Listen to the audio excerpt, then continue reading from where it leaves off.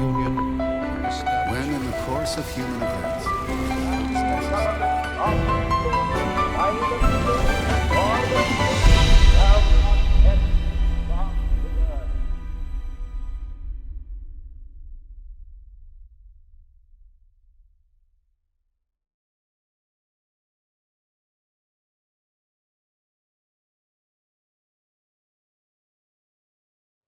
Hi, I'm Dr. Thomas West, Hillsdale College. I teach in the politics department. I'm a professor of politics.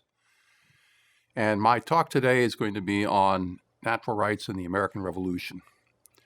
And the topic is a good one because it indicates two things. One is a theory, a theoretical concept, natural rights, and the other is a historical event rooted in a time and place, the American Revolution. So in order to understand our founding, it's important, I think, to grasp the connection between theory and practice, between the ideas that motivated or that helped the founders to structure their activities and actions against Britain, and at the same time to understand what the practical fight was all about with the British that led to American independence. In the period leading up to the Revolution and independence in 1776, people in the colonies had been pretty much left alone by the British, with some exceptions. There was a long period in which there was a kind of uneasy truce, you might say, between the colonial legislatures elected by the colonists and the royal governors sent over from the king and from Britain. And there was a rivalry there. The colonial legislatures tended to get their way, much to the chagrin often of the British officials. And that was an arrangement that lasted for quite a while. But then there was the French and Indian War, which changed everything. That war concluded in 1763 with a treaty of peace that then led both sides, both the British and the Americans, to think very differently about their relationship with each other. From the British side, they became increasingly impatient with the colonists now that there was no longer the French threat on the northern border to worry about. They needed the colonists to fight the French, which had been a theme throughout the 18th century, but now the French were defeated. They're gone as a serious power in North America, and it's up to, then it became the British Empire. But that meant that the British government didn't have to treat the colonists so politely. And they also pointed out, you the colonists, we've been defending you all this time, and you haven't been paying taxes, or at least not very many taxes. So we're going to do something about that. We're going to start taxing you, and we're also going to start making it clear to you that you're part of the empire and you have to obey us.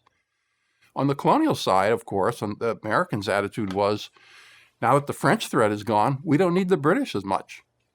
So all that time when the British were saying, you need us, and the colonists did need the British forces with respect to the French. Now it was, let's go off on our own, and at least let's not be pressed and pushed around by the British. There was not an immediate desire for independence in 1763, but the attitude of the Americans was, let's not let the British push us around anymore.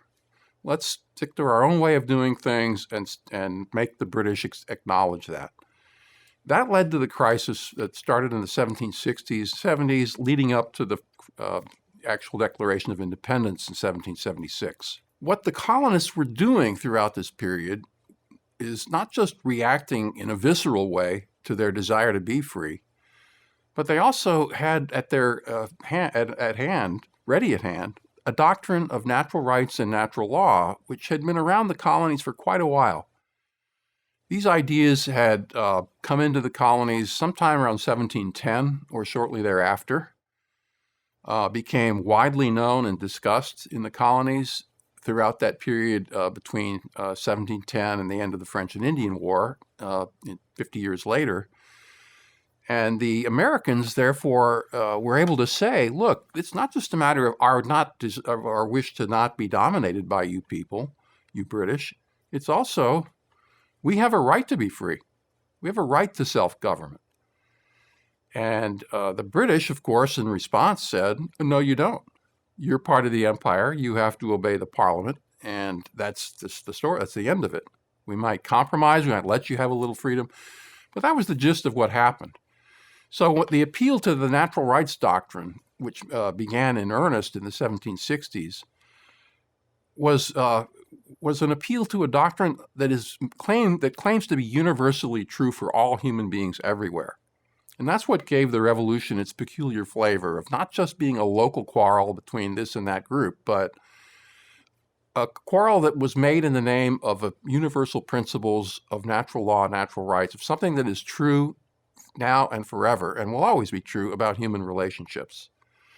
That teaching of the natural law is stated all over the place in founding era documents. You could find in the Declaration of Independence, most famously. You see it in state after state. Each state, states that put together constitutions, most of them had bills of rights, had statements of principle. These doctrines were widely held. You hear occasionally some people will say, well, that was just Jefferson's idea and he was influenced by the French. That's ridiculous. These ideas had been around the colonies for 60 years by that time and widely accepted and known, and became officially part of the record in the Revolution. And what you find in these state constitutions is various restatements of the same ideas that are in the Declaration of Independence, and they help to clarify. So in the Declaration, you have all men are created equal.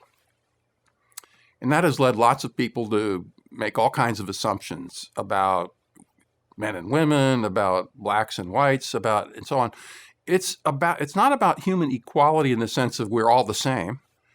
It's about human equality in the sense of no one has the right to dominate anybody else without their consent.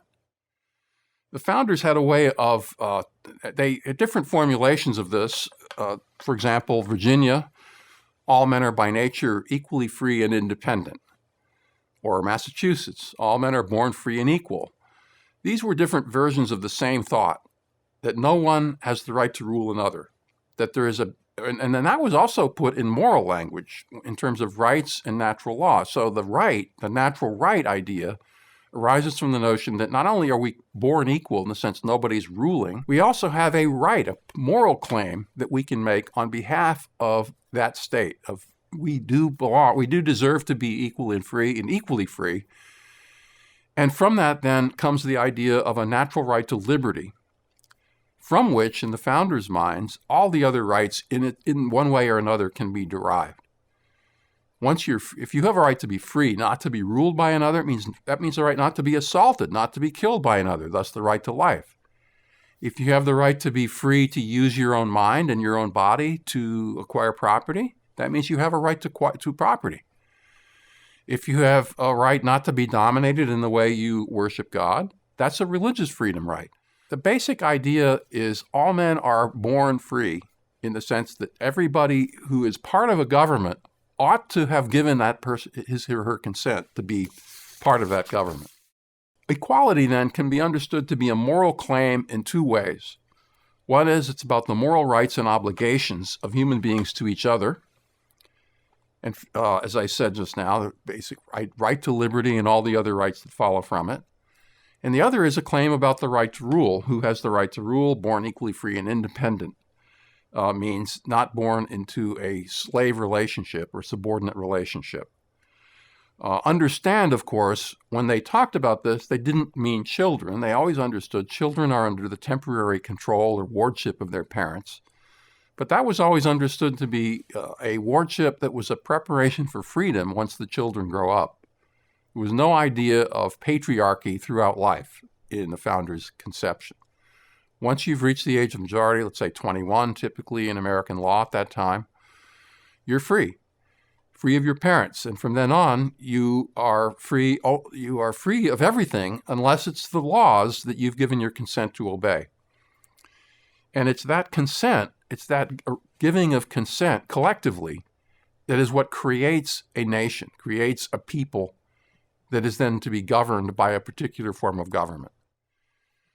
Founders use the term social compact to mean the agreement we all make with each other, fellow citizens make with each other, to form a government and to accept the rules made by that government.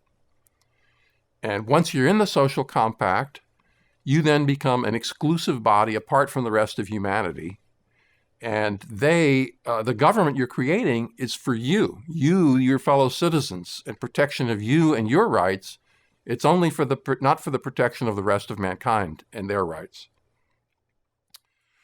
So what does it mean to be free and equal in a day-to-day situation? I like to use the example of a job. When you apply for a job, you are saying to the employer, I have something valuable to offer you, my labor, and if you offer me something valuable, let's say pay, a salary, we'll make an agreement. And the agreement is an agreement between equals. I agree to be ruled by you insofar as I'm employed by you. You agree to pay me. And it's a relationship of subordination. It's not a relationship of permanent subordination. That would be slavery. An employment contract always has limits beyond which the employer is not allowed to go in order to protect the life, liberty, and property of the employee. But that's one example, a simple example of how equality works in practical life, in day-to-day life.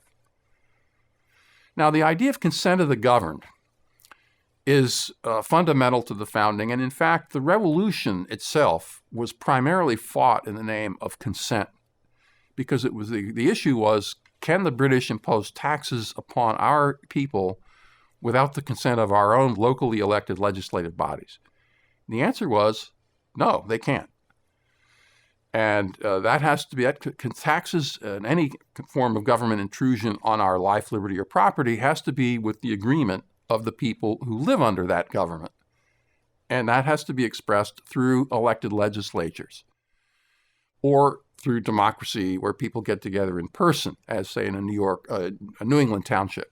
Now that consent, what did that actually mean in practice in terms of structuring government? Do we want to have a legislative body? Is it a good idea to have an executive? What about judging? What about courts? All of that had to be worked out and thrashed out. And that was an area where a lot of the disagreements in the founding came forward. There was a general agreement on consent in the form of elections, general agreement that government needed to have some kind of an executive for prosecutions, for directing the armed forces, for dealing with sudden problems like an uprising, or organizing the militia. But basically, there was agreement. The disagreements in terms of structure of government, I'm not going to go into today. That's going to be the topic of the next couple of talks in this series. What I am going to focus on today is the subject of what government is supposed to do once it's conformed.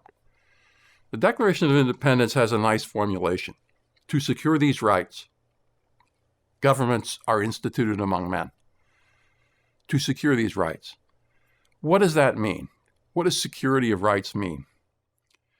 You can also look at the state constitutions and say, how did they describe the purpose of government? Was it the same? Was it security of rights? And the answer is, well, they use different language. One of the terms that was often used to explain the purpose of government is the word protection. Protection is what the government is supposed to do, meaning protection against harm to your own life, liberty, and property. And that protection has two sides. It's the side of the national government against the outsiders, potential foreign attack, and protection against your fellow citizens who might harm you, harm your life, liberty, or property because they're misbehaving. So protection. Let me just give you an example from the Virginia Declaration of Rights. Government ought to be instituted for the common benefit, protection, and security of the people, nation, or community. So that's what to secure these rights means. Protection, benefit, protection, and security of the people, nation, or community. Again, the emphasis is on our people. The government is not protecting people in Mexico or Canada or elsewhere in the world. That's a subject that is often misunderstood today. There's an assumption today that if there's human rights are universal, it's the job of every government in the world to protect rights all over the world. The founders rejected that idea completely and totally. Another example from the New Jersey Constitution preamble, the King of Great Britain has refused protection to the good people of these colonies, therefore we have a right to revolution. Refused protection. That was the one word. You're not protecting us against injury. And in fact, as New Jersey went on to say, is you're attacking us, you're harming us. You're harming our people. You're putting soldiers here and shooting at us. So then the question becomes, well, all right, what policies does the government have to adopt in order to do this protecting of the people? So the first point, of course, is protection against outsiders by means of armed forces, by means of what we call foreign policy, diplomacy, statecraft, negotiation, perhaps making alliances. But in the end, it comes down to, do you have soldiers in the field who can physically defeat a potential or an actual threat to the life, liberty, and property of American citizens? So this first part of government's protection or protective duty is about armed forces, and that, of course, does include border enforcement. One of the points of having a nation of your own is it's for the people who live here. Anyone who wants to come here has to ask permission, and permission is not automatic. It's given, again, by consent of the governed, by the consent of the people who live here.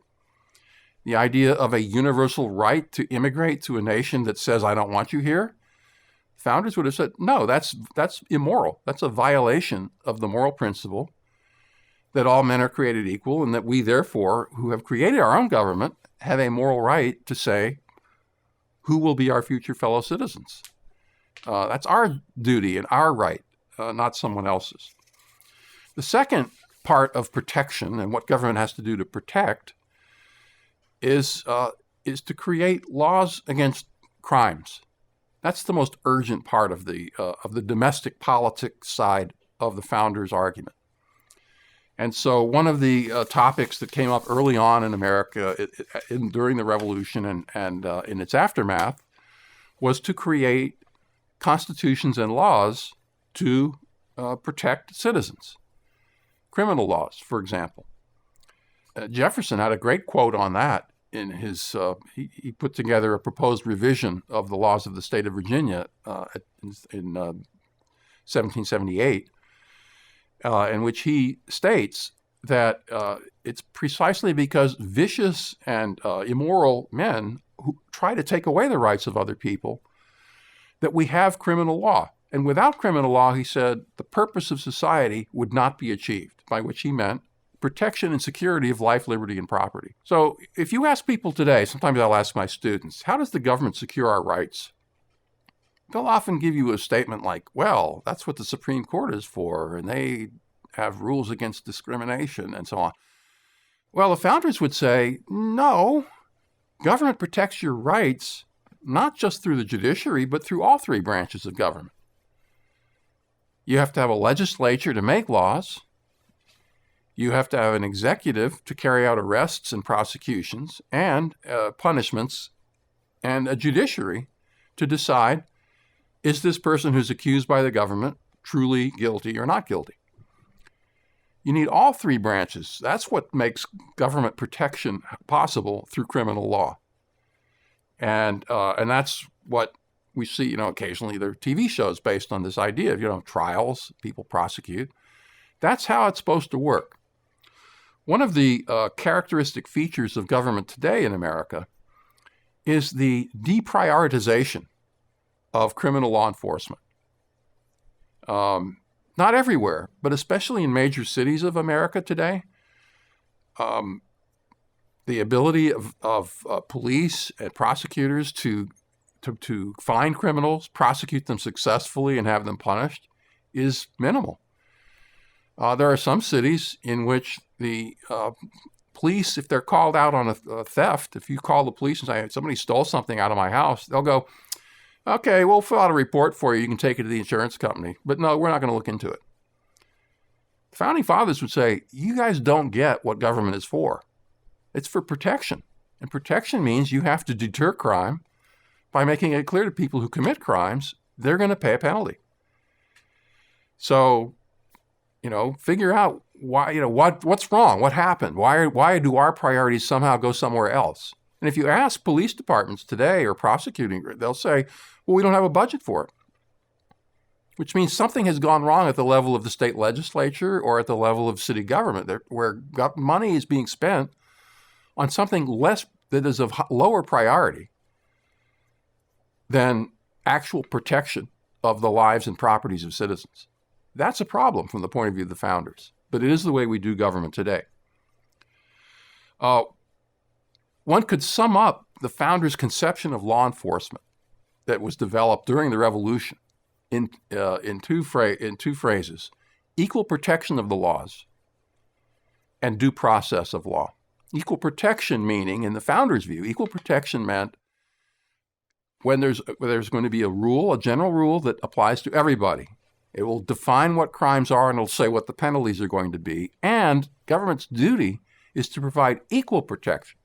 So no matter how wealthy the perpetrator might be, what race he might be, or the sex of the person committing the crime, government has the same obligation to prosecute and punish in the same way anyone who commits the crime. That's fundamental. But precisely because government is so strong and powerful when it's engaging in this activity of protecting, it also needs to follow procedures called due process of law, meaning you don't just take somebody and punish them without giving them a chance to defend themselves. So government has to prove its case, in theory at least, in court, for any significant punishment to take place. For a person to be deprived of liberty or property or money, trial, a right to defend, a right to call witnesses, a right to speak to cross-examine, to deal with whatever you need to do, bring forward whatever you need to bring forward in order to show, if you can, I didn't do that. I'm not guilty.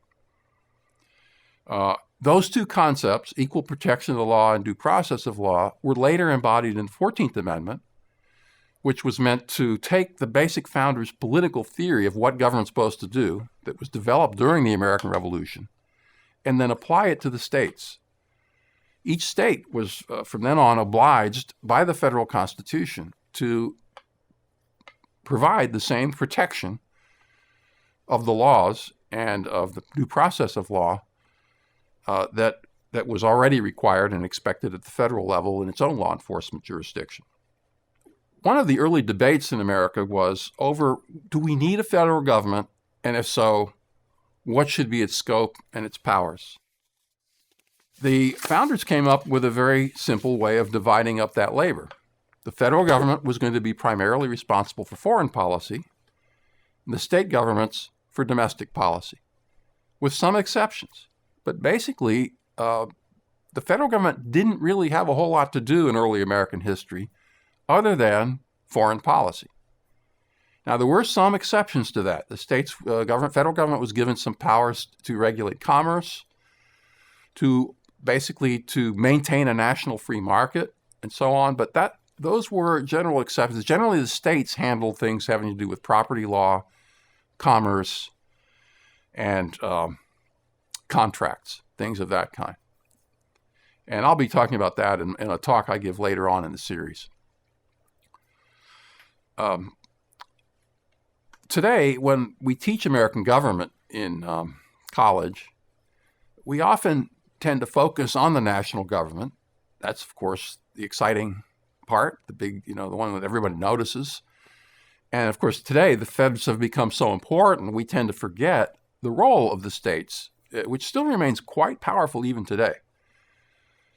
I believe the percentage of court cases that are handled at the federal versus the state level is about over 90% still are state court cases. So most law enforcement, most legal issues come up not at the federal level at all. And that is how they designed it. And to that extent, to some extent, that same division of labor still prevails. One of the things that John Quincy Adams pointed out in a famous speech he gave on July 4th, 1821, was that the revolution, the American Revolution, had its heroes. And of course, everyone tends to think of things like George Washington, the other great generals of that period, the soldiers, the people who sacrificed their lives to create an independent nation. And that's true, Adams says. That was true. But what he adds to that is, he says, there are other people who were also heroes of the American Revolution. And we don't tend to acknowledge that. Those are the people, he said, who figured out how to write the constitutions and the laws, state and federal, that have given us our liberty and enable us to sustain that liberty. They're heroes too, because that's not easy to do. I want to conclude this talk by asking the question, what then was America meant to be at the time of the founding? And I want to emphasize again, ideas are not people. The ideas of the American Revolution were indeed unique to the American Revolution, but those ideas are meant to be universal for all mankind. But it was a particular people. It was these people over in America, the British settlers, other Europeans were here, predominantly Europeans, who made the nation what it was. And they were not randomly assembled from all around the world. One of the things the founders were very conscious of is how difficult it is to establish and sustain a political regime that is going to be a free regime, a free regime of freedom. John Jay in Federalist 2 points out that that Americans really do belong together, not just because they hold the same political principles, and he does mention that, but also because they are, quote, a people descended from the same ancestors, speaking the same language, professing the same religion, attached to the same principles of government, very similar in their manners and customs. And Jay's point partly was, if it hadn't been for all those things we already had in common prior to forming the Union, we might not have been able to do it. Liberty is only possible to be established in the founders' minds if the people are capable of supporting liberty and living according to the requirements of liberty. There are many cultures in the world today, and there were then too, where the people who live in these places don't like freedom and have no experience of freedom. The founders, in fact, doubted openly whether places like Latin America or even some places in Europe could ever maintain a regime of political freedom. Natural rights belong to everyone in the founders' view, but you have the right, obviously, you have the right to create a free country, but you don't always have the ability to. It depends on who lives there and what their attitudes are and how good their leadership is. In some cases, the founders pointed out, you can't have consent of the governed if you're going to have any kind of protection of the rights of the individual. There was a revolution in Haiti that took place during the 1790s, and people in the founding were saying they're not going to be able to have a free government there. They're not going to have you can't have an elective government in Haiti. Probably a military despotism is the best they're going to do. That was a quote from Hamilton. And Jefferson held the same view when he was asked about Latin America in the 1820s. He said, look, this is a place that's going to be really difficult to form any kind of solid, lasting, free government there. I hope they can do it, he said. They ought to. They deserve it, but it's going to be tough. The founders had answers as to how to keep the population morally capable of being free. They didn't think it would work everywhere, but they did think it would work here. I'll talk about that later in the series. Thank you.